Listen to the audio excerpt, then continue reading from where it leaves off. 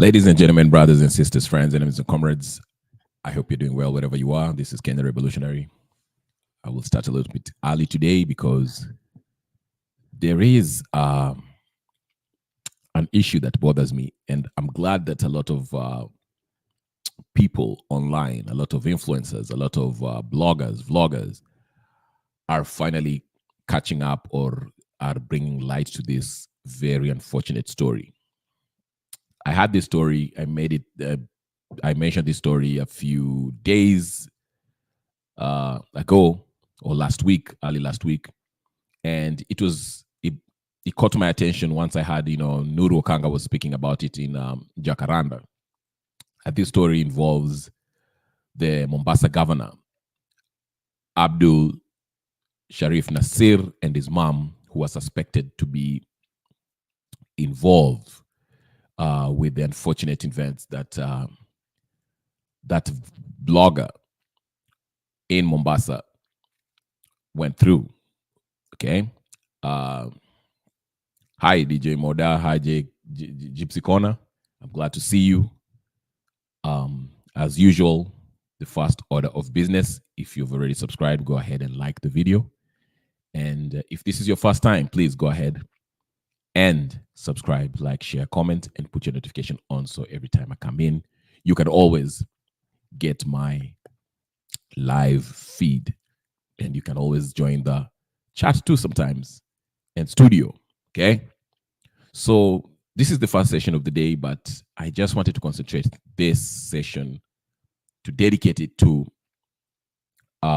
this story about this young man who was violated, sodomized, sexually assaulted, by men who are said to have been sent by Abdullswamad, the Mombasa governor. Okay. Now I saw in his tweet that his response was basically he never even spoke on the matter. He only said that there are some people who are trying to scuttle his ambitions, his political career for 2027, and he maintained that he will remain in the ballot paper in 2027 for the gubernatorial seat. Okay. Thank you, Gypsy. Thank you, Gypsy. I see you. Let's get started. And there are reports that this governor is tampering with the investigations. He has gone and, ameenda kafanya hiyo kitu to the police so they don't investigate him or ask him or question him or his mom about what happened. For those of you who are in the dark, let me just recap the story. There's a young man who came in and he has a video. I'll play you the video. I won't play the recording of what happened because I had this to November 28th. Okay. Because I had it this morning and that's what disturbed me. The actual video when the assault was happening, they recorded it. There's a video evidence of that. I'm not going to play it here because it is disturbing on so many levels. Yeah, it's just sad. We'll give you the link, DJ. Just give me a second. Let me just let me mention this first. I will bring you in. Bear with me, kidogo. So there's, like I say, there's a link. There's a video of the alleged, atrocity as it was happening when the young man, the blogger, was begging those people who are doing that to him to stop. And it's very heartbreaking to listen to. If you want to listen to it, you can just go to the Twitter or online. You can always find it. I'm not going to play it just for yes, it is. I won't by no means.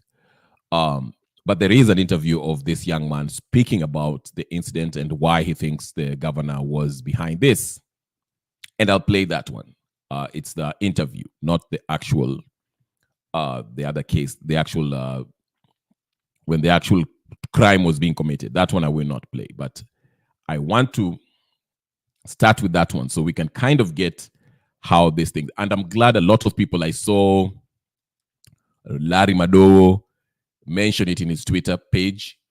Hanifa is also catching up with that. Cyprian Nyakundi also is highlighting that in Neo. Some guy called Edgar also on Twitter is also, there are people, it's trending around right now. The first trend is justice for Bruce. Yes, justice for Bruce. Because this is unacceptable. You cannot have people do this to another human beings. You can disagree with someone, and even if that someone is being disrespectful or whatever the case, take him to court. You're a governor, for Christ's sakes. Okay? So here's the video. Let me just start with this video. It's an interview after the alleged crime happened.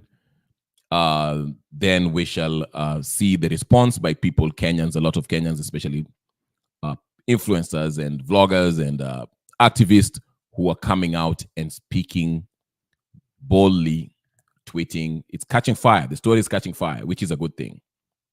Because we need to arrest this governor of Mombasa if he's indeed involved in this. And by every evidence that we hear, I mean, the guy say himself, he needs to be under the jail. Him along with his mom, because it is said that his mom also was involved in planning this thing. They need to go to jail.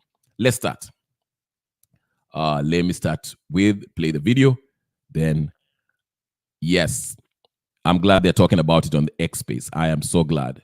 This needs to be handled. But here it is. Let's get to it. Here's the young man. Hold on. Bruce amefanyaje? It's in Swahili, so ilikuwa mwendo wa saa 2 asubuhi, niko kwangu nimelala. Nikasikia mlango umepigwa teke. Wakiingia ndani walipiga teke ni vijana zaidi ya 10 ambao walikuwa ndani kwa varanda, na vijana wengine 10 walikuwa wako kwa bodaboda nje. So it was a total of 20 people. Wakaingia, majirani wakaanza kutoka hapo na kuuliza Bruce amefanyaje? Wakajifanya wao ni mapolisi, wamekuja kunichukua kwa amani, wananipeleka Tamarin, nikamuombe gavana wa Mombasa msamaha na nisubiri wataniregesha. Niliposikia hivyo nikasema tena hawana vita ya mimi, maana walipokuja wako kunipiga pale, walionyesha njia ya peace. Kapanda pikipiki na kijana mmoja wao anaitwa Sele, ambapo huyo Sele anafanya kazi kwa Mombasani yangu. Na kuna mmoja nilimuona anaitwa Sindimba. Wote vijana wote wanafanya kazi Mombasani yangu. Wakanibeba kwa pikipiki, tukaenda paka hapo Tamarin. Tukifika Tamarin vitu vikabadilika, nikaona siingizwi ndani, nikasimamishwa hapo kando. Kukaja gari Vitz ndogo, nikaingizwa ndani tayari kwa kuna vijana 2 nyuma, mmoja mbele na dereva. Mimi nikaekwa katikati hapo nyuma. Wakanioji paka Nyali Bridge. Kufika Nyali Bridge, mmoja nikaona anaeka mkono huko nyuma, akatoa gunia. Hiyo gunia iko hapo kwa kabati, gunia kubwa ya green. Wakanivalisha hiyo gunia, wakanifunga miguu, wakanifunga mikono na kuanza kuninyonga. Nikaambiwa weka kichwa chini ndo isilete tension kwa vioo in case kuna roadblock mahali. Tukaenda msafara mrefu, tukafika mahali wakanitoa nje, wakanitoa kwa gunia. Kitolewa kwa gunia, wale vijana 20 ambao walikuwa wamenibeba kwa bodaboda walikuwa tayari washafika huko. So walikuwa wanajua mahali napelekwa.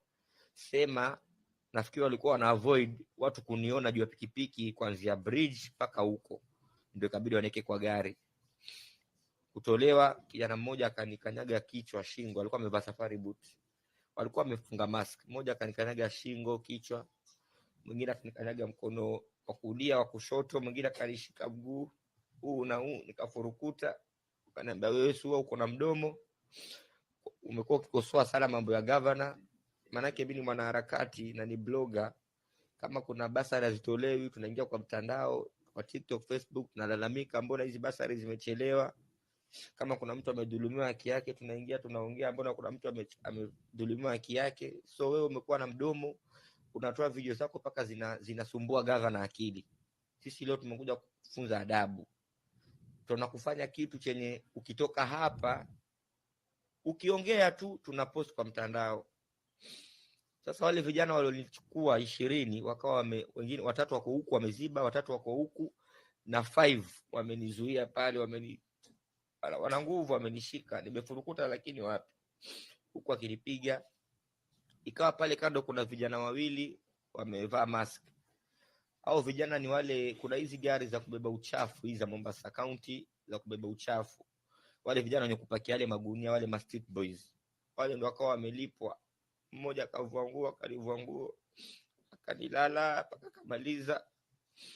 Wa pili akalivua tena nguo, akalala mpaka nikamaliza. Nikajikojolea, nasikia maumivu. Baadhi yao vijana wanaochukua video ni baadhi ya vijana kutoka Kisauni, Sindimba na Sele, ambao walikuwa wanafanya kwa mpaka sasa hivi wanafanya kwa Mombasani yangu. Nawashika mpaka mguu, nawaambia jamaa, kama kunipiga mshanipiga, bora bali dhulumu na jili watu walijua naumia, nisaidieni. But hawa asikii, wanacheka. Walipomaliza wakakata,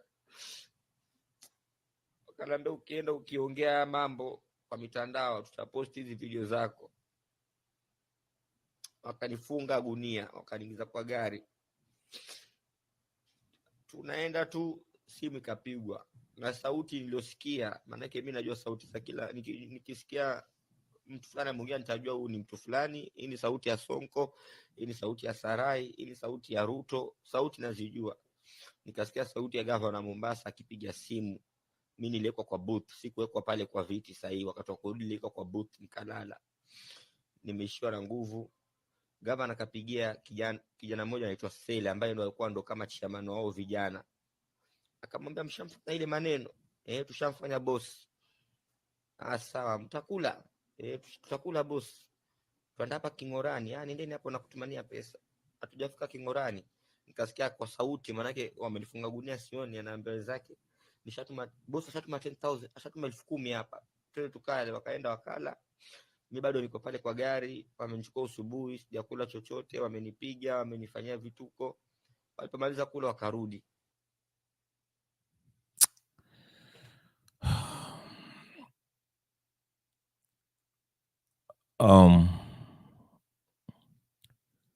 So as you heard him say, he explains the ordeal that he went to. I really feel sorry for this young man. And what's obvious is, like he said, he knows the voices of these politicians, and it makes sense. I mean, even if you close your eyes, if you hear Ruto talk, you know it's Ruto. If you hear Raila talk, you know it's Raila, okay?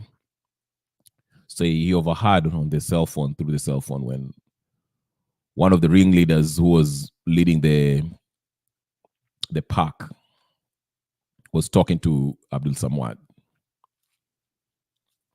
And, he basically confirmed. So, he knew that it was Abdullswamad that was, he knew about what was about to happen to him, or what was going to happen to him. That's why he asked, Shamaliza kufanya ile kitu, basically, have you guys finished doing what you want to do? And this should be taken seriously. I mean, we need to push this story, as Gypsy Corner have said, internationally.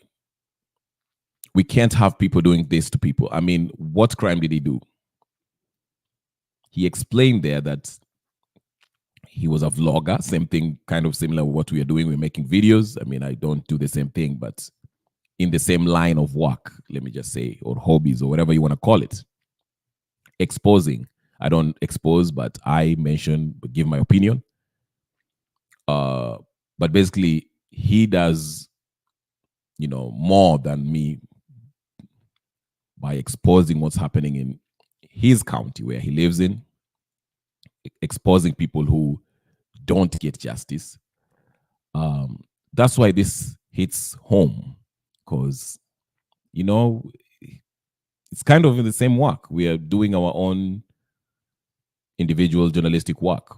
I just offer my opinion, but he does more than me, 100 times more than me, important stuff than me.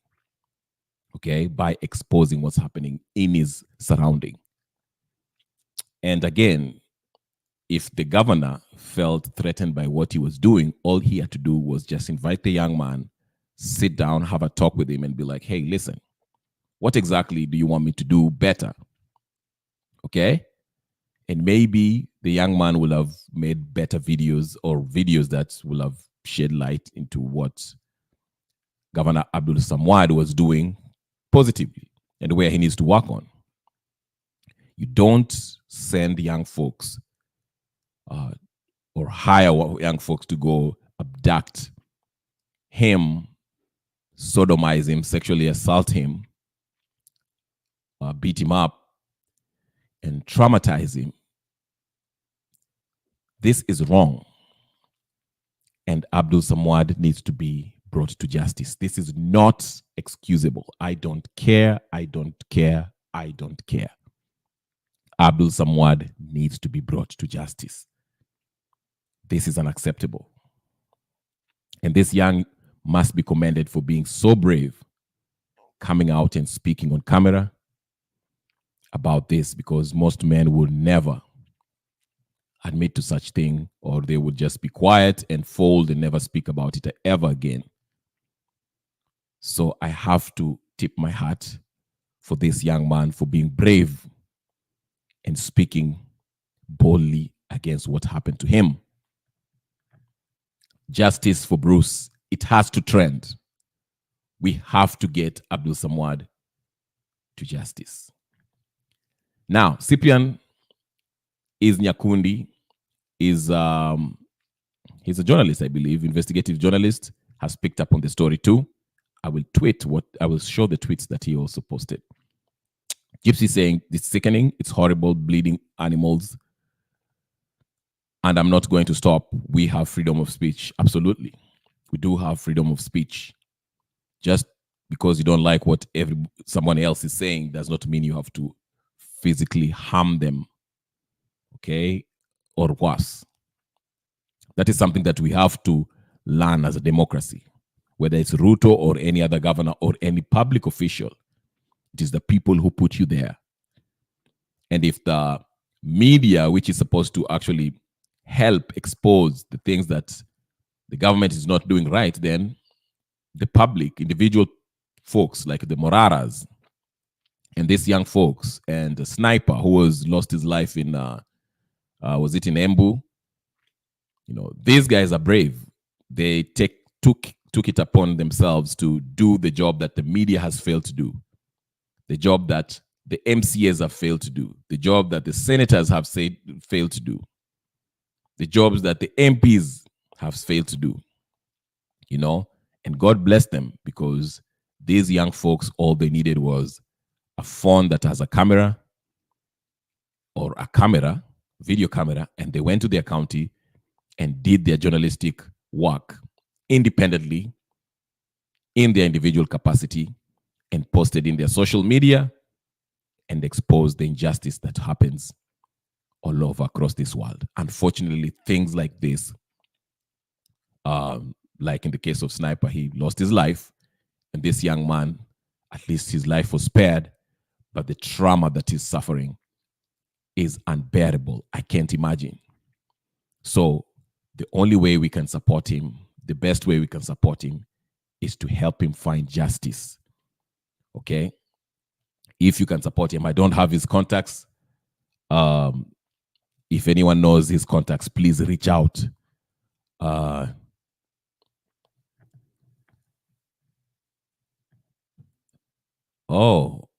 So I'm getting Mabri's here. Mabri, let me put this link here so I can, anyone. I know Nani was also asking for link.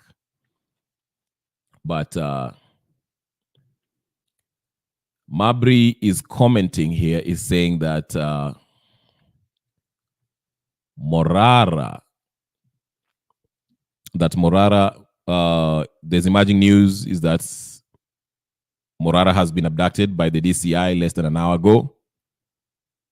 That's what's happening.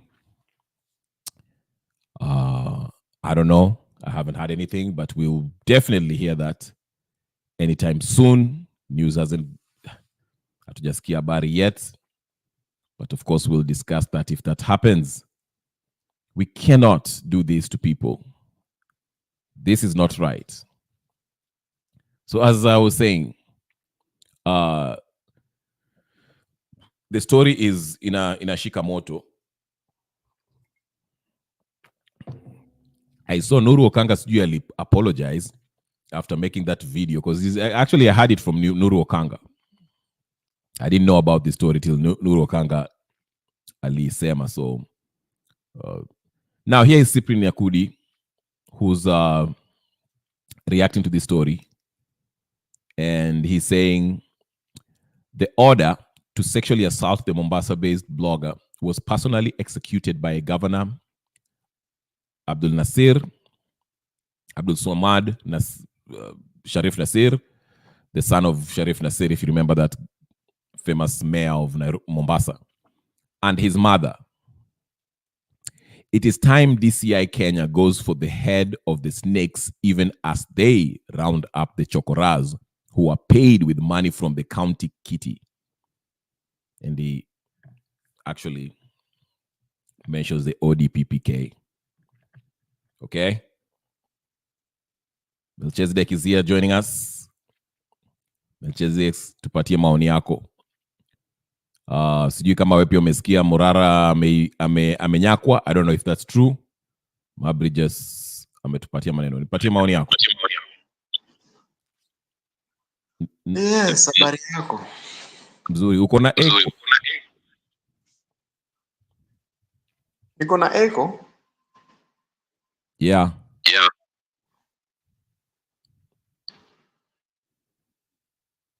Unaweza kuzima hiyo simu wengine ya nani? Ya Ruto. Iko mbali na mimi, sijui kwa nini. Hello, unanisikia?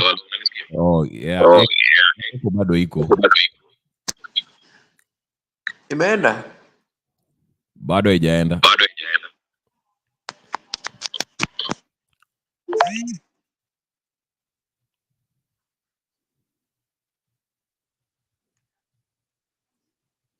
Okay. Bado kuna echo. He's fixing his gadgets. While we continue, as I said, a couple of people are mentioning this story. Edgar also is trying to put that attention to the DCI. As you can see, DCI Kenya, you are ranked as the best investigative agency in Africa. Do you want to tell us that you are unable to track down Mombasa Governor Abdullswamad Nasir, the mother and the errand boys who sodomized Mombasa-based blogger Bruce John for calling out bad governance? Or do you support what happened to Bruce John? Your inability to swing into action sounds like betrayal or support for such inhumane or inhuman activity. We want the perpetrators brought to book immediately and justice served while hot. Yes, I agree with him. We have to. This is unacceptable. We cannot have this. Hanifa also picked up on this. Hanifa, as for those of you know, Hanifa is an activist. And she mentioned a couple of things about this. I think apparently she had the video too, because the video is circulating around, the video of the young man screaming while it was happening.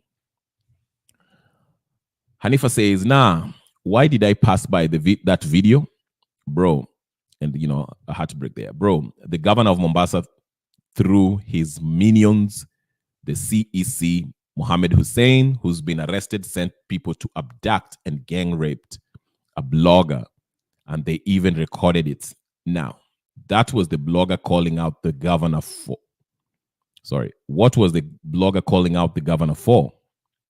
I'm going to magnify it and see if they can abduct us all. At Abdi Nasir, kwani we ni nani? Unajiona nani boss? Exactly. And this Abdi Nasir guy, he thinks he's like bigger than the law, because if you look at his Twitter page, and I'll show you in a minute.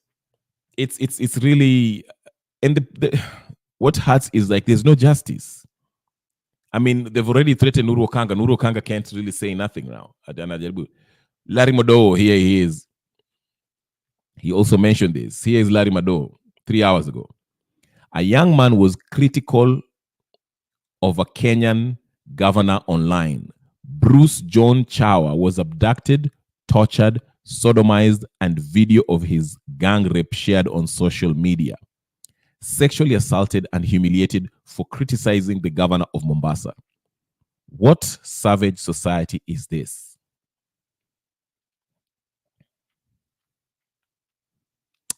Yeah. What kind of society are we living in? Seriously. What kind of society are we living in? Is these things yeah? Gypsy saying Nyakundi is sort of a journalist. He will be on the case. I like him. We have to push the hashtag justice for Bruce. Kenya Rebel, thanks for bringing this to light. I'm willing to help. Thank you. Thank you so much. If you have Twitter page, Facebook, your political pages, WhatsApp groups, let's push. It's trending. It's number one trending thing in Kenya right now, and we should continue so. This governor has to come down. Not only should he be impeached, he should be arrested. Him along with his mom. Hakuna kucheza. You cannot do this to human beings. I don't care. Even my worst enemies, even the people that you see me talking against here, the corrupt people, you can't do this to human beings.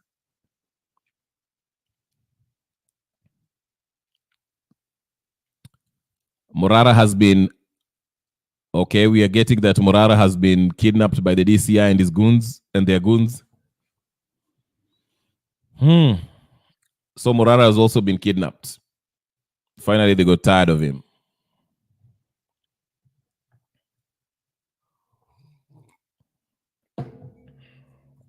Let me see.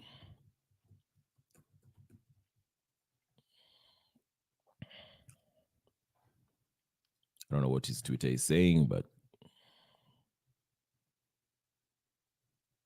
yeah, Morara was mentioning, I'm just going to his page right now, and he was mentioning the same thing of Bruce.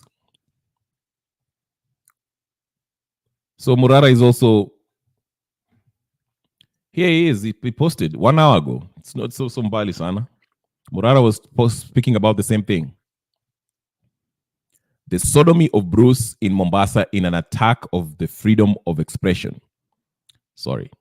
I think he meant the sodomy of Bruce in Mombasa is an attack on the freedom of expression. It is dangerous to all people who criticize bad governance and corruption. If we let it slide, we will all be raped and sodomized. We cannot let it slide.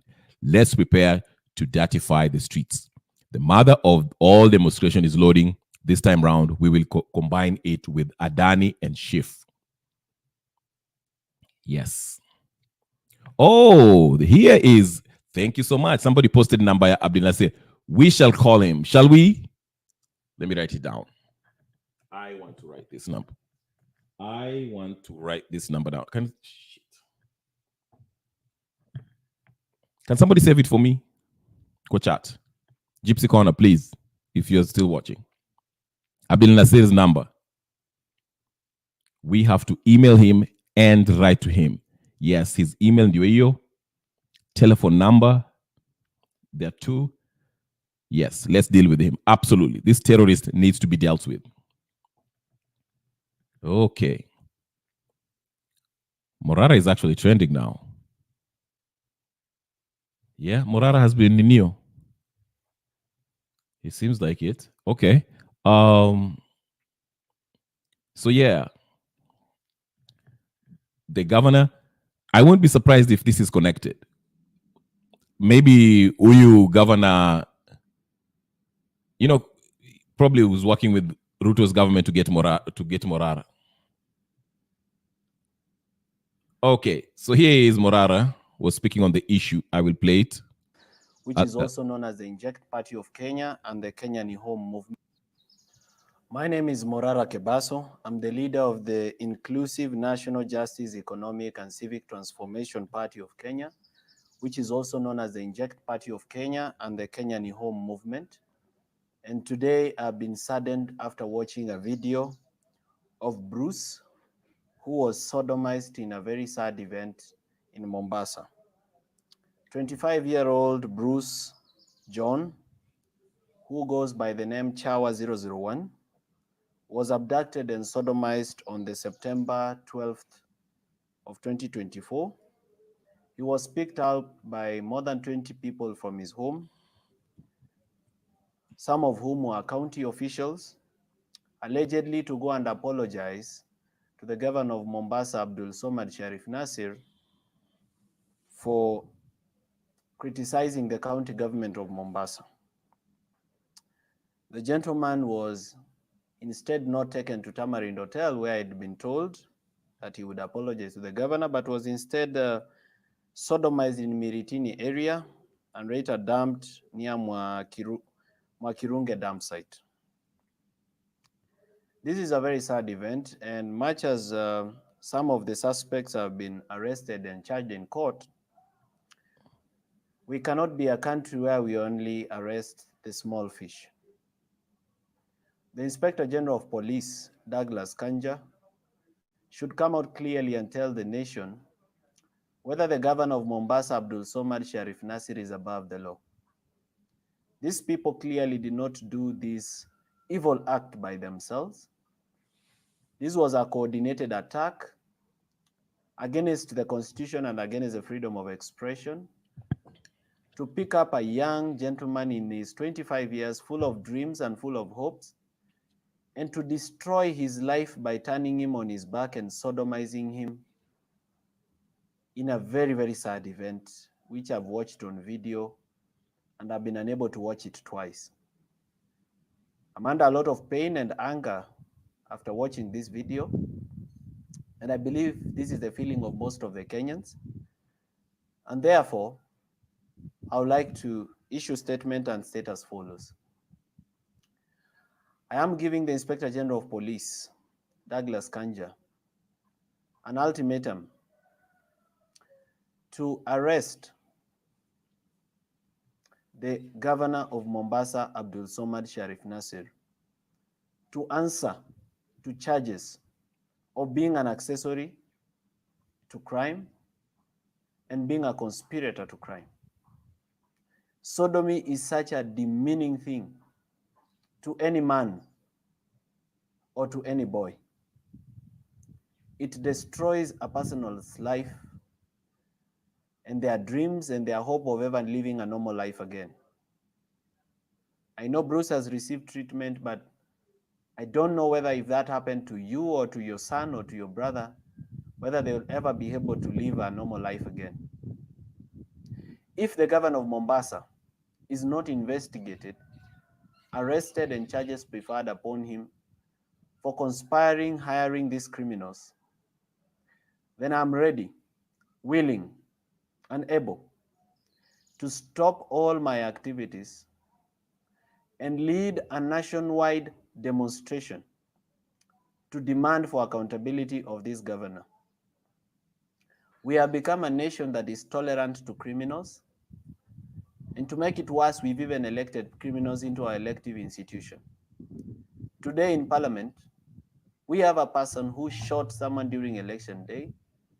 That person died, the family lost someone, people cried, and to this day we've not seen accountability. We live in a country where several people died in Shakahola. The government has never been accountable as to how many people died, why they died, and who killed them, but instead has gone for the small fish. We live in a country where people have been abducted, tortured, and killed, and some have been found in quarries, and there has been no accountability. No single police officer has been arrested. None of them has been charged in court. The Independent Police Oversight Authority keeps pussyfooting on this issue, yet they are funded by taxpayers' money to work.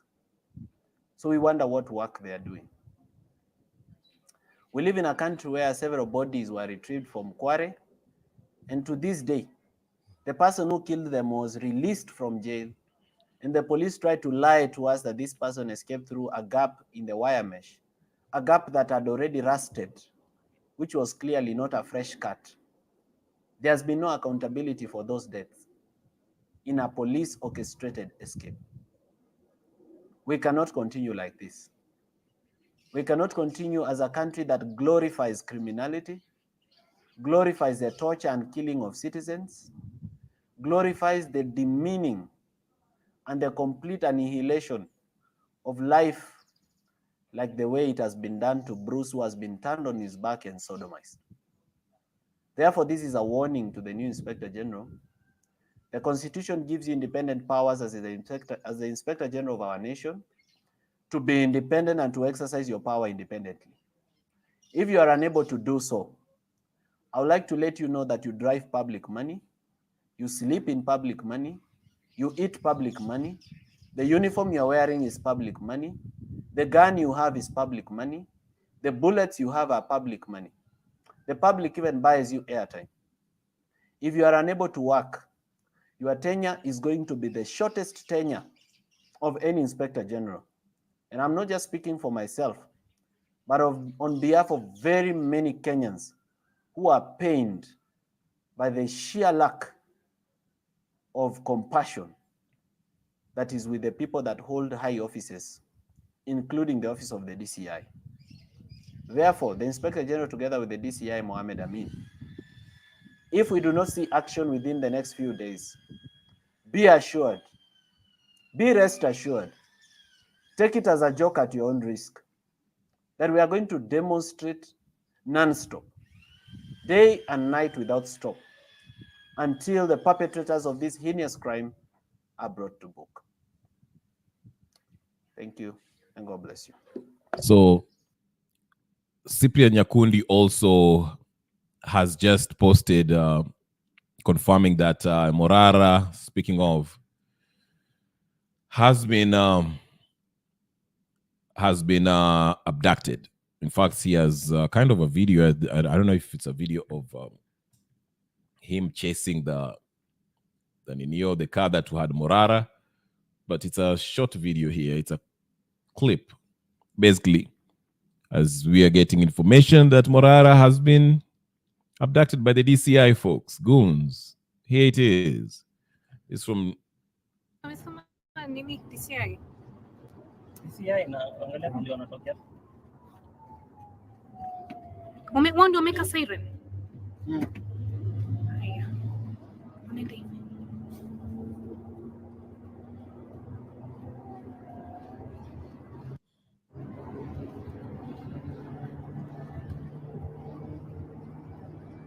Angalia Kasarani ama. Sasa nini DCI? DCI na angalia ndio wanatokea. Wao ndio wameka siren. Haya. Unaenda.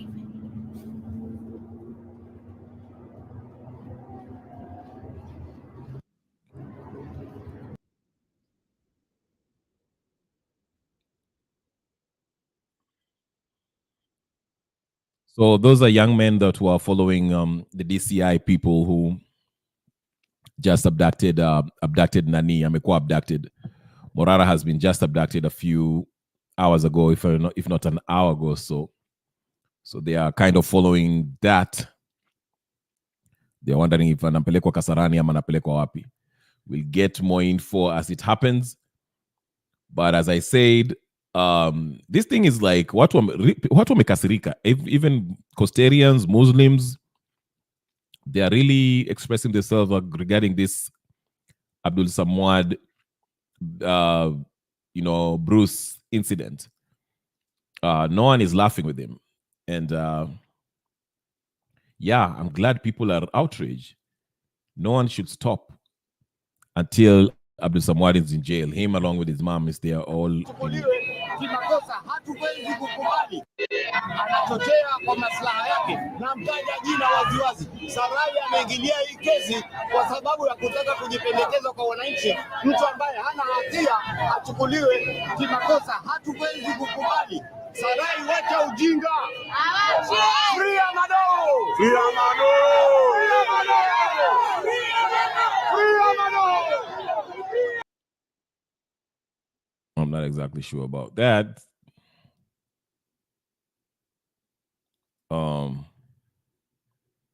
So here's people are speaking about this.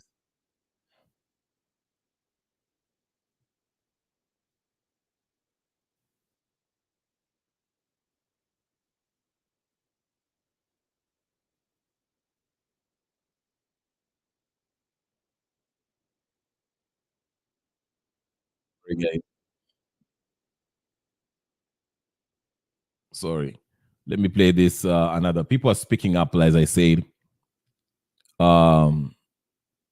It's trending right now, and I'm glad that Ujamaa, he needs to be taken to jail.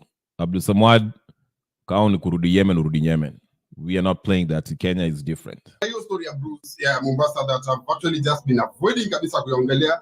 Now, a brief summary of what actually happened is that Bruce aliyosema vitu fulani against the governor, the mother's governor, na vitu kama hizo, na watu hawakupenda, then Bruce akawa abducted na akafanywa vitu mbaya. Now guys, mimi kitu ambacho kinaniudhi ambacho kinasikitisha sana is the comment section ya vitu zenye zinafanyika. Now, kuna watu wanasema kuwa vitu zenye zili happen kwa Bruce zilikuwa justified kwa sababu ya vitu zenye alisema. Mimi personally sikupenda vitu zenye Bruce alisema kwa hiyo video. In fact, I found it very difficult to watch hiyo video. But that doesn't mean kuwa it was right yeye kwenda kufanyiwa vitu zenye alifanyiwa. That is why Kenya tuko na katiba na tuko na sheria. Na kama governor ama mtu yote alifeel kuwa Bruce vitu zenye alifanya zilikuwa wrong, the best option ingekuwa kumpeleka polisi, kumfungulia kesi na hata pengine angefungwa. You know, that is what is supposed to happen. But you guys, mnavaa mikanzu, mnajiita Waislamu na mikofia, kila mahali mnapita astaghfirullah, kila kitu. Alafu mnaenda kumfanyia huyu jamaa vitendo vya kaumu Lut na mnajiita Waislamu. Then you come here and you want to justify it, you know. It is just sad.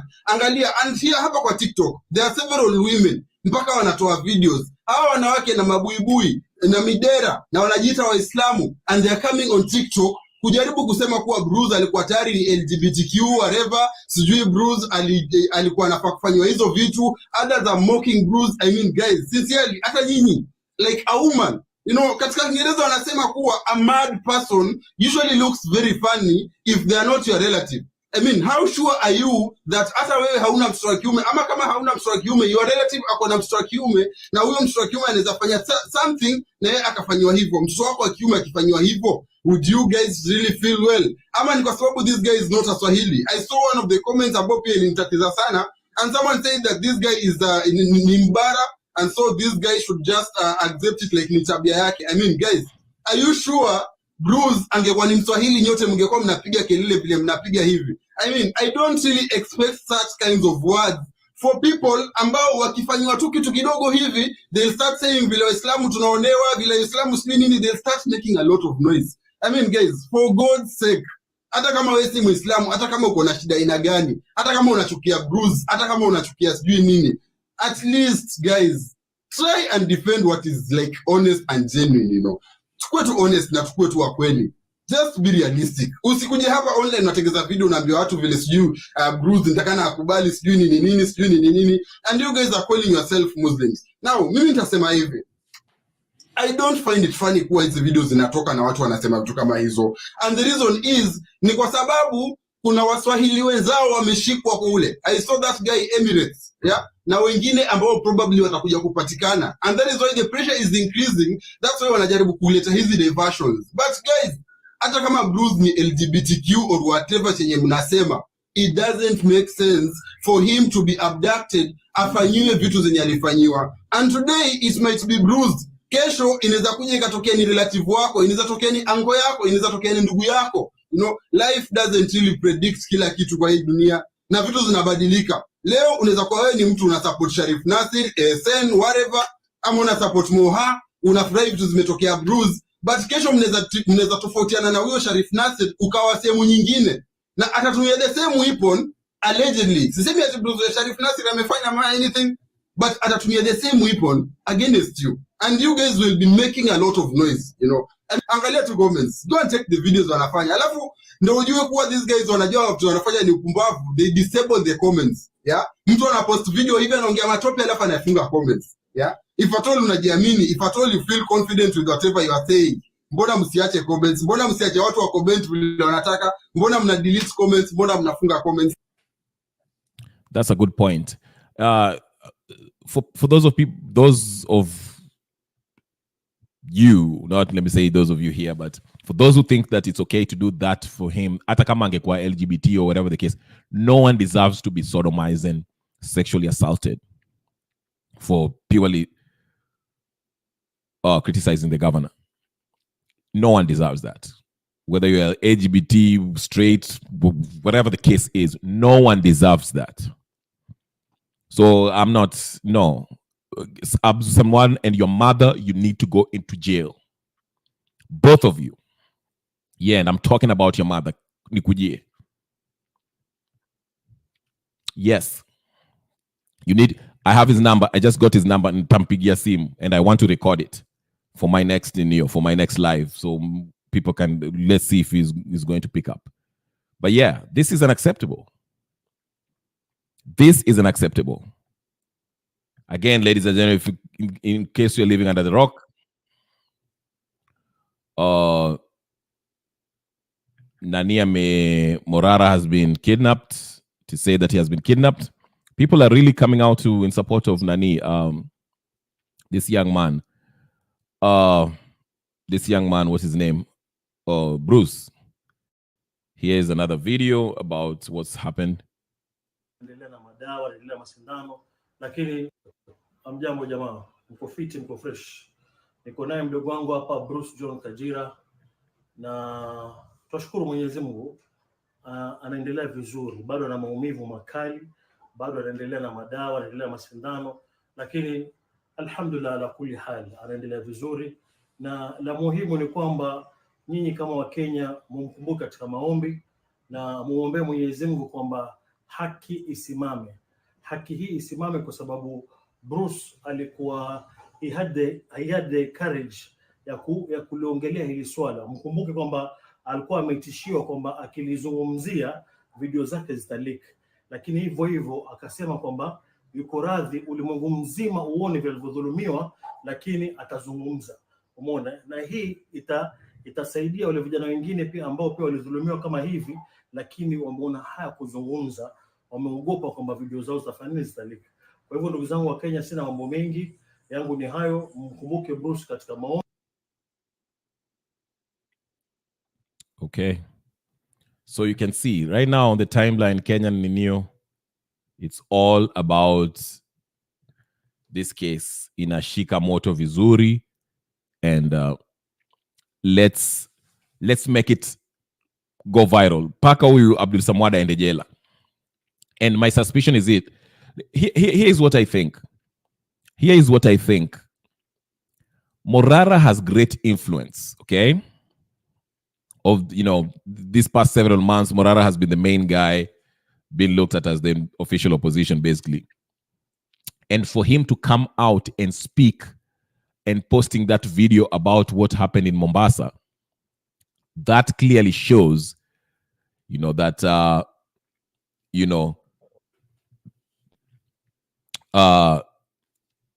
he's affecting, this governor is, who governor, like you said, ulisikia kama nani huyo kijana Bruce, when he was giving that information, when he was giving that interview about what happened to him, he mentioned that what he has been posting regarding the governor has been affecting the governor. Governor anasumbuliwa. He's very sensitive, okay? Basically, Abdullswamad is a little bitch. So he can't take criticism. So, huyu jamaa, I didn't even know who Bruce is, but of course, Bruce, he has some kind of traction up in Kenya. So these were affecting him. So what happens is this: for Morara to come out, Morara, who's now a national figure, to speak on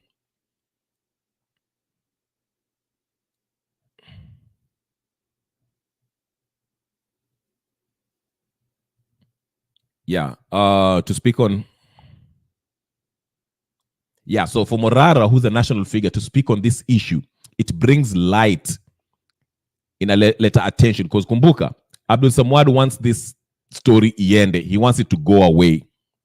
He thought he will do this to this young man Bruce, and Bruce atajificha, anyamaze, hiyo story ishe hivyo, problem solved, okay?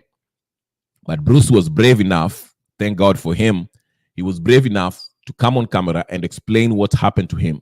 As traumatic as it may be, he still maintained a straight face and explain exactly what happened to him. and linked Abdullswamad into this based on the phone call that the cheerleader, Abdullswamad's, top lieutenant who was administering this whole atrocity, he had overheard his voice. So that's how the link happens. Okay? So now that Morara has spoken about this issue, I see Mabri here. And I'll bring him. Let me say this quickly before I bring Mabri. So now that Morara is a national figure and is bringing attention to this issue, maybe Abdullswamad had to make that call to DCI, Ruto, whoever the case is, because if you read that Cyprian Ninio tweets, anasema ati Abdullswamad has been trying, anapigia police, he's trying to tell the police not to question him, anajaribu basically to scuttle this whole investigation. So I won't be surprised if Abdullswamad called the DCI and whoever is responsible, this corrupt organization, to go after Morara, because Morara has a national attention. He's the main guy right now. So if he's going to mention anything about this, Ninio, it makes Abdullswamad looks bad. So my suspicion is Governor of Mombasa, that terrorist, went and called the DCI to go after Morara. Anyway, Mabri, karibu sana. And Melchizedek also, I see ameingia, lakini Mabri endelea. Please, thank you for breaking the news about Morara. Start where you want to start. Okay, thank you very much. I hope I'm clear. Yes, you are. Yeah, good evening, everyone. Good evening. Yeah, first, it's very unfortunate what happened to Bruce. I feel for him, man. That's quite inhuman. Although the clips zimeanza kusurface leo, I was following the story just the other day and what they did to him. And I hope umeona ndio afike OC, like after sodomizing him walimfunika na magunia. So some guys wakipita ndio waliona something moving kwa gunia tu, wakaenda wakafungua wakapata ni yeye. It's very sad.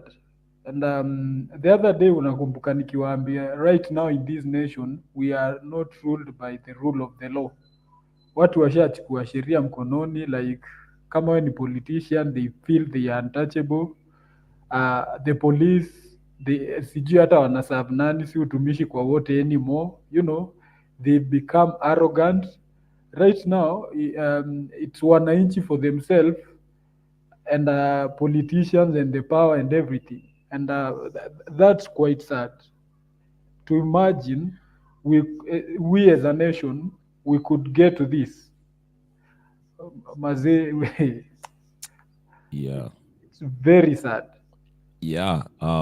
Hiyo story ya nani, mimi nilijua, I just knew about this Bruce case through Nuru Okanga, and apparently Nuru Okanga asked for forgiveness, maybe alipigiwa simu, because remember Nuru Okanga alikuwa anasema hao vijana wakuja wamjaribu huko Jacaranda, they'll know what he's about. But yeah, so that's how I knew about this case. Alafu leo I can see it's kind of trending, everyone is talking about it, which is good. Let's pay attention to, let's bring light to this ninio. Melchizedek, karibu sana, maoni yako. Yes, habari zenu. Bado niko na echo? No. Kuna echo nikiongea, yeah. Sasa unafaa unyamaze basi. Okay, endelea. Unajua kama kuna vitu zingine zinakuanga uchungu ni hizi vitu tunaona. So I think nilikuwa naenda through hii nimeona kama hiyo story ni ukweli, hiyo ya Morara. Na nimeona sijui wakina Kalonzo kina nani wanaenda huko DCI. So I don't know wanaenda kwa Morara ama wanaenda kwa kitu kingine. Anyway, sahii sina mambo, nimeshikwa tu na huzuni sana juu ya hiyo jamaa. Huwezi fanyia mtu kama hivyo, then expect watu wanyamaze. So I think we need to do something about it by even support him. Maneno za hospitali na vitu mingi, so that he can be okay. Right now sina neno.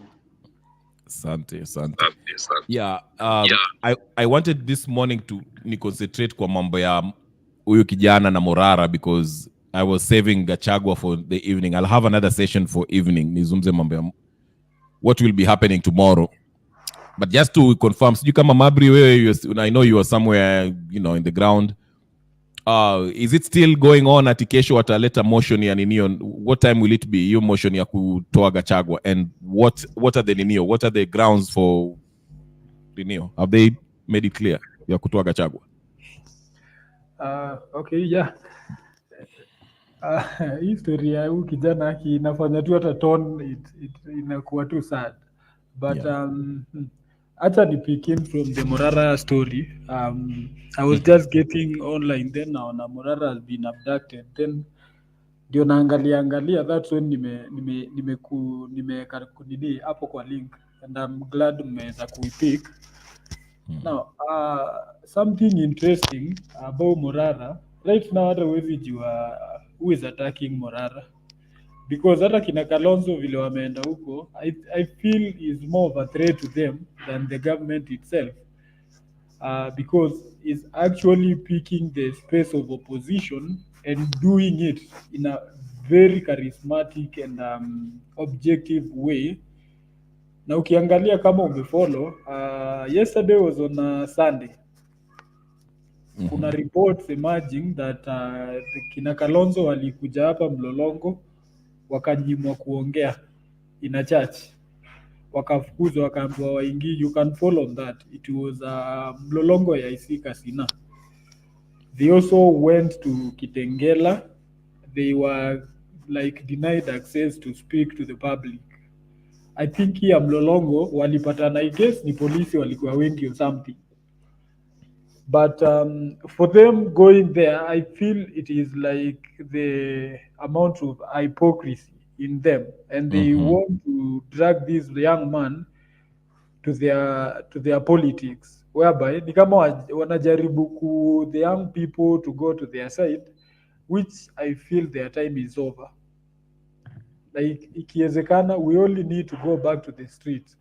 And I remember sometimes back, tukiongea tu kwa hii forum, I mentioned things are falling into space because hawa watu wanaagitate mwananchi vibaya sana. Ukiangalia things which are happening from the Bruce case, watu huko Mombasa unaona vile wanakasirika, and the government, I don't know who advises them. They are doing things, it's like deliberately wataku agitate mwananchi, like mtafanya nini? Because I expect, assuming it's someone like you who holds an office, there is an extent you cannot go, and you will always ask yourself like questions and try to avoid situations being linked to your office. But the way things wanafanya hapa ni ati, mtafanya nini? Nitafanya, so I'm going to send guys to sodomize this guy. Acha nione vile watadu. I'm above the law. You get? Kama umesikia hiyo clip ya Morara, umeona zile cases zimekuwa zikifanyika, the things which are happening, and hii abduction yake it adds up to many other abductions which zimekuwa zikifanyika but zinakanyagiwa. So as a nation, I don't know what we need. It's totally, we need to change the way things are happening, because ukiendelea hivi, I don't see I don't see the end of it all. Now, when it comes to Gachagua, I'm very careful with whatever I'm going to comment on, because I don't know very sure, because all I know is that President Ruto had convened a meeting at State House with all UDA MPs, which is supposed to happen, I think, tomorrow or something, tomorrow in the morning. And now, what I know might happen, probably, I don't see Rigathi being impeached, according to me, because two things might happen. the court will play a big hand in everything which is happening. And me, I want to like genuinely pose a question to everyone who is listening. The grounds of impeaching Rigathi, they are saying is preaching tribalism, is promoting tribalism. He does not respect the president. He lies about him being removed in our WhatsApp group. And then you ask yourself, between Rigathi and Ruto, who is the biggest liar and whose lie has caused serious problems to this nation? Since the Gen Z movement, Ruto was there. We summoned Ruto to a Twitter space. He came and we gave him whatever we gave him, our demands. First was on that particular cop who was shooting people on a broad daylight. He was captured on camera and everything. The president was there telling us, like, you know what, forward the name and the photos and the videos of that guy, then we'll see what we'll do. After that, now we start seeing men in Subaru coming with masks. You cannot identify them anymore. That was the lie number one. The second one, you remember we've been talking about the cabinet anyway. This guy basically fired the entire cabinet and he brings them back. The only thing he did was to create space for few ODM MPs to the space so that it might look like he's doing anything. And then to add salt to the wound, he finds other private spaces to the rest of the cabinet secretaries whom he had fired. Who is the liar here? Another one. I want to ask, if I'm working with you and I'm your number two in any given space, if I'm your number two and I only get much of my power when you are absent, if I'm not performing, it is on whose merit? The Ruto, because it's the boss. Yeah. Rigathi is claiming that he only knows that Ruto has left the country through the media. So he is not exposed to perform because much information has been hidden to him. Now, two things which might happen probably, in case the UDA MPs convene in parliament, I mean in State House, if they had planned, they might think of a way to remove Gachagua as the deputy party leader. Now that way they have grounds of impeachment on the merit that is no longer a member of UDA party. But if they table a motion in parliament, it might lack the ground of impeachment. Yes. Because I don't think they have the legit details on what to do.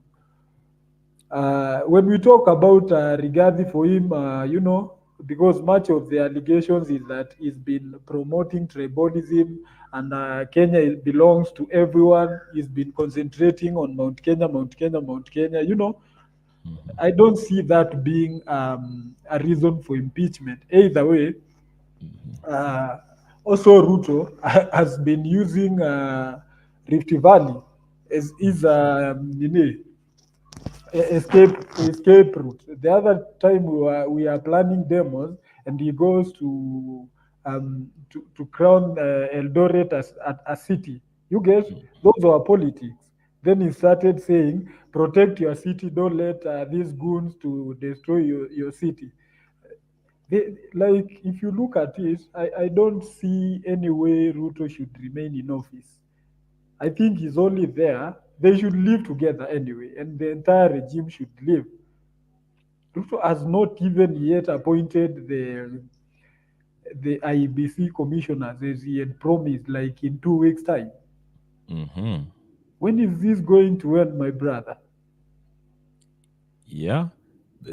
In fact, even Koech was asked in one of those morning shows to give the Ninio reasons why, how grounds of impeachment, and they were defeated. Why is Here the is name of Rigathi Gachagua not on that list? If the DCI presenting some details to the ODPP, and the ODPP agreed there are grounds to charge certain officials, certain MPs, and some leaders that are close to the deputy president. Why is the name of Rigathi Gachagua not on that list if he's involved? That is another process. This is another arm of government. That is an investigatory arm. This is parliament. These are grounds for impeachment. What I'm asking is, there are grounds good enough to point that the deputy president was involved in using proxies. How do members of parliament know this? In orchestrating violence against the population of this country. What I'm asking is, how did members of parliament learn about this? I mean, the mover of the motion will be acquainted to explain how we got the information. Where I'm speaking from, I've told you, I do not want to divulge much information about this motion that is coming. I'm simply trying to highlight some of the grounds of his impeachment. No, I'm just wondering, because the investigative arms in this country, right? Absolutely. Members of parliament are not such. Yes. So how did they learn that this happened? Of course, when you're writing a motion, there is a lot of meat that is given from different areas. Yeah. You must remember also that the cabinet Professor Kindiki appeared before a committee last Thursday and did confirm, indeed, that the deputy president was involved in orchestration of violence. He said that? He did, and he even aired it. And he said it points it points to the door, directly to the doorstep of the deputy president. Yeah, in terms of violence, it was breaking news. It was highlighted, and it was explained. Okay, all right. Sorry, you see how he's struggling. Ati anasema, this is the silly part of it. He's saying the DPP is, I mean, deputy president, he was involved in corruption and is also into violence. Sana naulizwa, why is it that the names of people who are named to be corrupt or whatever the case is, the Gachagwa's name is not there? Then anasema, oh, but they are his associates, he's using proxies. Then wanamuuliza, okay, where did Neo alisema ati alianza mambo ya violence? From what I've seen, I haven't had I'm not here to defend Gachagua, but I'm just saying, I've never had him calling for violence. He always talks about mlema, but he never says, okay, twende tukaue watu, tukachinja hawa vijana. Never. And even, so go ahead. I think they're implicating him. They want to find grounds of impeachment. I think it was open. You and I saw it. The reason why we demonstrated, it was not because we were paid. Mm-hmm. If at all, kama kuna mtu anafaa kutolewa anywhere na in fact anyongwe, ni huyu mtu alikuwa na propose finance bill, because against all odds, yes, that's the person who agitated this nation to go into the streets. Mm-hmm. They were being told everywhere, like, we don't want this thing, and they are like, it must pass, and wakaipitisha cha lazima, you get? Yes. So where did Gachagua play a part in me not being okay with whatever was in that finance bill? Did he come to my house to pay me, to tell me don't agree with this? Yeah, even huyo Koech alishindwa kujibu swali, anasema ati that's a different case, nini. Of course, if let's say Gachagua hata akishikwa kwa ninio, DCI ikimpata guilty or whatever the case, if the case is taken to court, you can use that to present it in the parliament to impeach him, but his name was never there. So hawa watu ni mchezo tu wanacheza. They're joking. I think ni mchezo wa town. Well, I think what they are doing, they know they command numbers right now in parliament. They have the numbers. So if they need to impeach him, they don't even need anybody's support. It's a matter of, we want this done, and whoever agrees with them. And by the way, something worth following on, I think Unajua Kimani Ichung'wah does not agree with Rigathi on many things. Yes. Have you ever seen him comment on the impeachment motion? Not lately. I haven't heard him say anything about it. He's never said anything. He's very cautious on what he speaks about it. Because either way, for me, I think the Rigathi impeachment is 2027 politics unfolding, and Ruto trying to create new alignments, and because he knows he won't have majority support anyway come 2027. Yeah, and also this impeachment. What will go ahead, Melchizedek? Yeah, I let me just come in to say something regarding this issue. I told you before yesterday that what makes these people to push this issue of impeachment is just to convert the people's mind to stop this issue of what is happening in Kenya. Because last time you know that Adani is there, and also this KICC that they were saying about the selling. I think these are the things that these people are trying to bring up so that people can concentrate on other things and leave the major things so that they can go ahead and do what they want to do.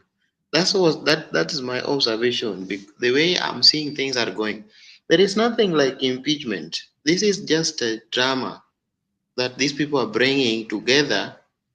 They have seated down and say, okay, these people, they have already realized that we want to do something. Let us do this so that so many people can pay attention to this issue of Rigathi Gachagua. So again, another thing that I'm seeing is happening also, they are trying to adapt people so that this issue of what is happening. These people are very smart because they have trained thieves from the word go. So they are trying to minimize, they are trying to do anything that will hinder them not to go ahead with their plans. That's why they are coming up with this one, and they're saying this one. Yet they're eating together, sleeping together, sharing their ideas together, how they will sell Kenya. Because if you already sell KCC and you sell airport, Kenya is gone. There is nothing remains, if I'm not wrong. Because if you can sell, if you can think about what brings people to your country, that's the first thing you are doing with, which means there is something that these people are trying to playing with us. They see people now, they are quiet. Gen Z is now quiet because of what they did is shit, and they are trying to threaten people, such kind of things. So this issue of Rigathi Gachagua, there is no any point that they can put on the table, because the guy is talking even if he is talking arrogantly, but he's talking something that even you yourself can say, oh, this guy doesn't have anything that going up against the crime and everything. I laughed before yesterday when he was saying that he was trained to be in maybe 30 years he can shoot. I was laughing when I see the stomach. Then I say there is something good from the So it's something funny, but it's the reality. I'm not defending as you say, but the real thing is these people want us to forget what they want to do. And if we concentrate on that, the so-called Rigathi Gachagua, it will reach a point whereby you find that they already give Adani the airport, they have sold the how you call it, K what? You mean the airport? No. The KICC. Yeah, KICC. They want to. They were planning to do that. which you people, all people know about this. So they have two major things that make them to divert people's mind so that people cannot debate about these two things. Yeah. And that one is my view. Thank you. And the reason why I say this impeachment will not work, because remember, it's a process. If you remember the one with Linturi, yes, they might vote him out. There might be enough. Remember when Oguda was showing us in his signatures of all these senators and whatever, MPs, whatever. They might have the numbers to impeach him. But before the actual final process and he is removed, they will impeach. Yes, he will be impeached. Then they will look at the evidence. There's a committee, I don't know what they call it, impeachment committee, whatever the committee is, which will investigate for 11 days, I think, 11 or 13 or 7 days or whatever the case is. And they will look at the evidence regarding the grounds in which they want to impeach him for. Okay? Then that committee will come up and decide and say, okay, we've investigated this issue and we found that Linturi is not guilty of what they want to impeach him for, just like Linturi they did. So the same thing will happen. That investigative body, after they vote him out, even if they have 200 and something senators and MPs voting him out, it will go to this committee. This committee will do their nonsensical investigation and they'll come back and say, hey, there's nothing. And even if it passed that, Nani anaweza kind of kotini says, hey, the constitution gives a guideline on what I can be impeached for. Let's look at what's in there. They are accusing me of being corrupt. I've never been brought to court for corruption. There's no evidence of that. There's no evidence. And so he will not be. It's more than just MPs. We have the numbers. We are going to impeach him. It's more than that. So, like I said, what the likely scenario which will happen, which is a distraction anyway. Yes, they might have enough numbers, the ODM MPs and the UDA, and I don't think Jubilee will vote him out. But even if they have the numbers, it will go to this committee and they will investigate it. They'll find nothing on him and he will survive. But what it will do is heighten political tension. So overall, it will be a good show for everyone else. But Gachagua is not going anywhere. And here is a clip, Mabri, of what you are talking about. I think when Kalonzo was denied, he was denied a chance to speak in. Is it Mlolongo? You said Mlolongo somewhere. Yes. Let me see if I can. I think I have him and Eugene Wamalwa and I think who else? I don't know. When DCI denied them access to that. Let me see. Kamala Harris is sorry. But Kamala day one as San Francisco.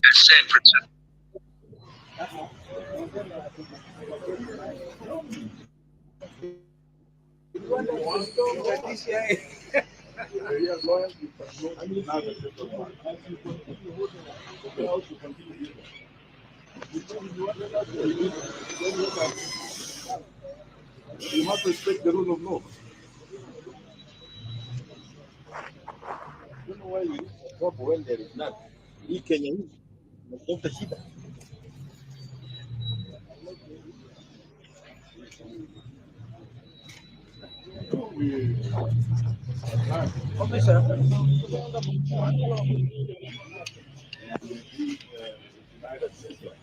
This is what we are saying. We cannot allow this.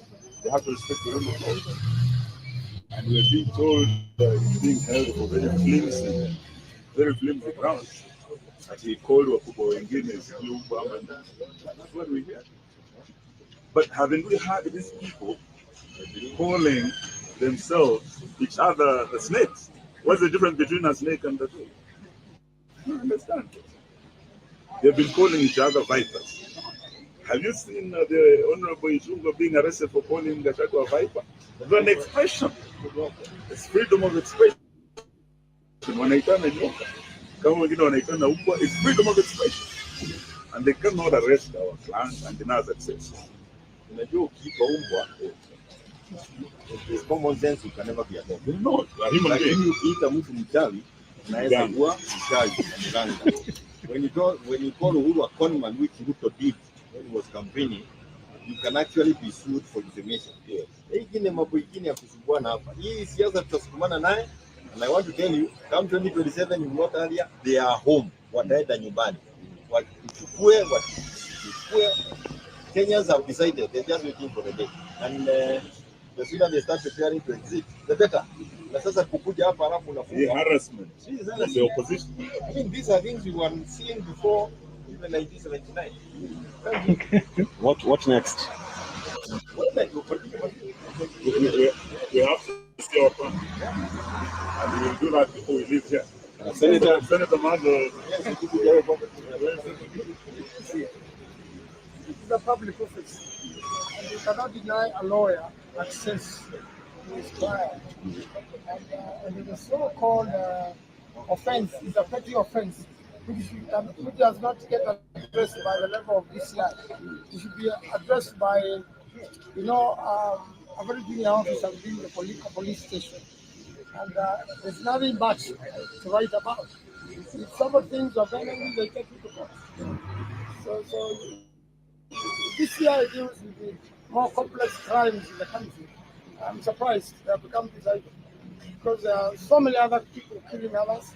They have not yet told us where the people have disappeared are. They themselves have a case to answer in terms of disappearances and killings. And therefore, DCI deals with serious crime. This is petty crime. And therefore, it should be in court, and any evidence abused, you should see who are the witnesses. Let me congratulate Jubilee. Wameshinda kesi yao. I don't think this is a clip. Oh, this is a different one. Yeah. Up, I think in the DCI headquarters or something.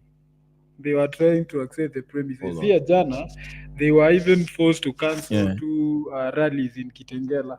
It's a different one. I think Nikipata, I'll just share the link with you maybe before the other session. Now, let me bring you two things to your attention. Sometimes back in 2021, 2022, you remember the story about the Huduma card, where they wanted to change our ID numbers and everything. Then the court pronounced itself, wakasema it's illegal and everything. Sijui kama umekuwa in touch na anyone who is trying to renew their IDs. Actually zinakam na expiry ya 2033. Na ziko na hiyo chip. They are not like the normal ID cards. Na kama sahi anyone ukipoteza ID you try to like replace, it takes like forever to come. My friend was forced, like yake alijaribu ku replace since last year. Ilimlazimisha ende Huduma Center, akatumwa sheria. Now they are holding them, ndio watu kwanza wasawi story, but washa print hizo ID ziko na chip zinaitwa Huduma card or something. They are already there printed. I think maybe anyone who is preaching e-gospel ya 2027, by the way, sifurahishi na yeye. I'm not okay kabisa. Why should we wait? That's one thing. If there's one thing that I disagree with Morara, is that exact point. Nasema he's doing everything right, but hii mambo yake ya kusema ati nitashinda Ruto in 2027, not because I don't believe in him or anything, but he has to be very naive to think that utafika 2027 na utamshinda kwa kura fair and square, which he might. I mean, but the game is already rigged. In fact, I was seeing someone reported hii story, the same ID story. Tuseme ukienda kuchukua ID wewe, tukienda kuchukua ID, not only do they print one, wanna print several. Yes, and I think they intend to use errors and absolutely. Because wameshaji prepare. Ndio maana that's the only thing that ndio maana mimi nasema Morara does a good job and expose, anafanya kila kitu, everything, but for him to think that in 2027 atashindana na Ruto na ashinde Ruto fair and square, he must be living in La La Land. Hiyo haitafanyika. Ruto ashajipanga. I was following story ya Morara on kuna mtu ameniweka mahali najisikia Yeah. Okay, yeah. Ngoja kidogo Mechezi, just give us a minute. Okay. Alafu utaenda next after nani Mabri. Okay, go ahead Mabri. Yeah, nilikuwa sikiza history ya Murara about the 2027 presidential bid and everything. And I kinda didn't feel like it was the right way to put it, you know. If he has to do like serious civic education, I think he was doing good, and the aim of whatever he was doing is to agitate mwananchi na kumchanua ajue yenyewe hapa nimekuwa nikikuwa messed up. Lakini unaona sasa ashafungua political party, what guarantees me it will be different than the rest, you know? Yeah, that's why I'm suspicious of anyone and everyone. I suspect siamini kila mtu, because I'm like, okay, yeah, Morara is a smart person. He's a smart young man, and he lives in Kenya. He knows how the system works. You cannot be serious thinking that utaenda na hiyo chama chako ya inject party ushinde Ruto in 2027. Not just does he live in Kenya, alikampeni ya Ruto 2022. He was one of the key persons to garner the youth vote in Ruto's secretariat. He exactly said that yeye ndiye alisema hivyo ndio wakakonyoa and everything. So I think he understands better, and hii kitu by the way ilianza kunipea wasiwasi because he might be playing the Raila Odinga card whereby we agitate the young people, agitate then pale kwenda pale mbele kiiba wewe wanza ku innuendos gimmicks, na hapo ndio unaona kina Kalonzo maybe pia wanakasirika wakiona TV. Wezi niambia watu wawili washaiongea, washaikaa table moja wakaplan, you know, it's a matter of, you know, how I think, I know how, like, and Ruto is not stupid anyway. Because what is happening right now is my brother Melchizedek said, hata hizi unaona the sodomy, abductions, wata kutishia vijana upate hatuwezi jipeleka street tena.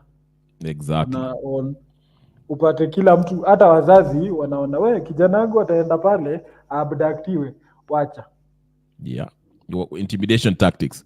Yeah. Yes, and that's what is happening right now. Now, ndio niachie Melchizedek. Another thing which maybe we need to look at, na hata nilikuwa na challenge to my local leaders around here. Me, I'm very outspoken and I fear nothing, kitu moja. Like, I know you are the person involved, I have your contact, I always call. Namba kuna mtu napeaga headache is my local MCA na senator. You know? Revelation about Wavinyandeti's doings na kuiba pesa ya umma zilitokea, si ndio? Then this lady comes, wamelipa watu 200, they play politics about it. I remember we talked about this. Then when she came here, story kakanyagiwa. You get? And after hapo ndio unaona hizi ma distractions mingi. Then I gave a call to my MCA and I was like, bro, you as a person who is supposed to hold Flani and Flani accountable, what step did you take to address such an issue? Ama ulisema tu ni siasa yatapita na yaishi? And no, that's how Wakenya tunabebewa akili hapa. Sisi utrend, washajua it's about trending. Right now Mabri will trend. Kesho ni wewe Kenyan Rebel, Mabri asaulike. Kesho kutwa Melchizedek, wewe usaulike, and it goes on and on and on and on. Na ukiangalia hata hizi vitu Murara anaonyesha, for a president to have the courage to go and relaunch a project yenye alilaunch, inakuonyesha vizuri the locals, it's either walipewa inaitwa aje dawa ya kusahau kila kitu because it's common sense. Nimekuona hapo ukilaunch hii barabara, if I see you there I have a mandate to ask you, kwani ile ingine ilifanyika nini? Yes. But umeona not once, not twice, on several occasions the president doing that. Because I don't know what we need to do as Kenyans. Tuache hiyo tabia ya umekuwa hapa leo I forget about your existence until the next time we meet. You are doing the same. Asijui ni nguo ufurahisha wa Kenya ama what happens? Yeah. Ama what happens? It's like we forget too much. Okay, Melchizedek, toa maoni yako. I also nitamaliza in a few minutes kushatoa maoni yako because Yeah, I I think have hata another nitamsikiza then I'll be leaving. Okay, sawa.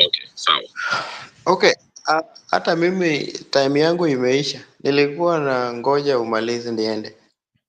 Anyway, wacha niseme kidogo then tuache. Weenda ulale. Najua ni time mbaya. Regarding this, I want to tell you a little story. Murara, whether alikuwa the secretarial or whatever, the Ruto's campaign, mimi pia nilikuwa kwa kampeni ya wakina Wanga na huyu muizi anaitwa alikuwa anaitwa nani? Kidero. Okay. So I just want to give you the real story about it. It's something that we were involved, and I was I was giving the public addressing system for the campaign, so I was there all the time. I realized these people, these politicians, if you are not careful or if you are not that person that who is very brilliant, then you can be killed with no minute. That's the first thing. The second thing, hao watu wanashindanga before election. Wacha ni wakushangaze. They won before the election. Wanga alishinda 2 days before the sukura itangazwe. And I can bear that witness. Ilifika usiku saa 8 tulitolewa saa 9 tuende tupeane watu pesa ya wamama wale ambao walikuwa bado wajui nini. Ilikuwa ishapangwa, kura tayari ishashinda. So by the time these things are happening, hata Marara mwenyewe alijua vizuri Ruto alishinda before kila kitu ifanyike. So tusitaki tudanganyane mbele ya watu. This is the reality. Kama ushakuwa hapo ndani, umejua vitu zenye zinaendelea. So awache kudream about kukuwe president when is there seeing what was happening. Alisema vizuri, hata pesa yenye walipewa watu wengine walienda nayo kwa mustuni. Kama sisi pia tulikuwa tunangoja pesa. Sasa hii singekuwa nafanya kazi. Sasa ningekuwa country government, hata mimi nakaa hapo natulia na kazi yangu. Nini ilitolewa kwa mkono yetu hivi, watu wengine wakaenda, na hata speaker yangu moja ilipotea, sijapata mpaka leo, the next day. So the only thing that will help us in Kenya, let us not forget that much easier, because right now kila mtu amesha forget kwamba Ruto alikuwa ameua watu 202 2020 whatever. Sahii watu walimpigia kura, hiyo ilikuwa ya pili. Sahii watu wanasema Ruto must go. Ikifika wakati ya kupiga kura, wajinga wengine na watu wengine watausimama wapange laini, wao pia waweke kura yao.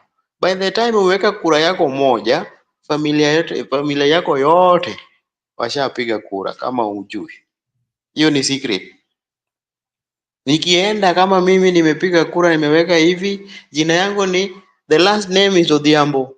Very nice. All Odhiambos already washapiga kura, wamekauntiwa 20s. Odhiambo 20 Odhiambos, na wewe bado unasema ati mimi nimepiga kura yangu ni haki yangu. Kuna kitu kama hii. Sasa ujue ya kwamba ukienda kupiga kura wewe ni Odhiambo, kuna Otieno 20 washapiga kura. Ndiyo saa hii walisema mpaka nini ina expire. Mimi yangu haita expire ID yangu ya Kenya. Kama ni hiyo, wacha nikae bila ID. Siwezi chukua ID yenye ina gini nchi yetu ambayo sijawahi isikia. Hata penye nafanya kazi tuna renew contract na renew ID. Sasa nikisikia Kenya iko na expiry date, hiyo ni kitu ambayo ninawaambia tu, when Morara want to do what he want to do, as akuwe strict on what he was doing. He was doing a very good job exposing and doing that civil education. Let him do, and people knows that Kenya ni mbaya. But kama anataka kukua president, aende alale kidogo, amke 2027. Kama watu washapiga kura, Ruto ashakuwa president kama anataka kushindana na yeye. And that's how I go. Asante. All right, guys. Thank you so much, kila mtu kuingia. This is the first session. Taingia tena in the evening in like 4 hours time. So stay tuned. Thank you so much, Mabri, for breaking the news about Morara. And also Melchizedek for joining us na kutupatia ninio about vitu zinafanyika Gladys Wanga na Kidero. And also in the comment section, WS Banker, karibu sana. Stay tuned, tafadhali. Make sure you subscribe na mweke notification on so I can, when I come in 4 hours time, utapata notification iko on na unaingia na pia uchangilie. It will be more interactive as usual. Sometimes it is, sometimes it's not, depending on how many people are here. So thank you so much. WS Banker, thank you. Gypsy Corner, I'll be waiting for your email and I will nisikie, alafu nitajaribu kupigia huyo governor pia. I'm trying, I got the number, nitampigia niangalia anasema nini and I'll try to record it. Yes. Now, everyone else who was here, tafadhali. Maris, thank you so much for joining.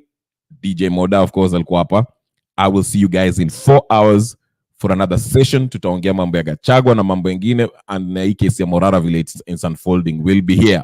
Vile nani anasema, Pep Guardiola. I'll be there. We'll be here for it, okay? So thank you so much. Like, subscribe, share, comment. Do all the good stuff, and I'll see you in 4 hours. Stay tuned. Thank you. Peace and blessings.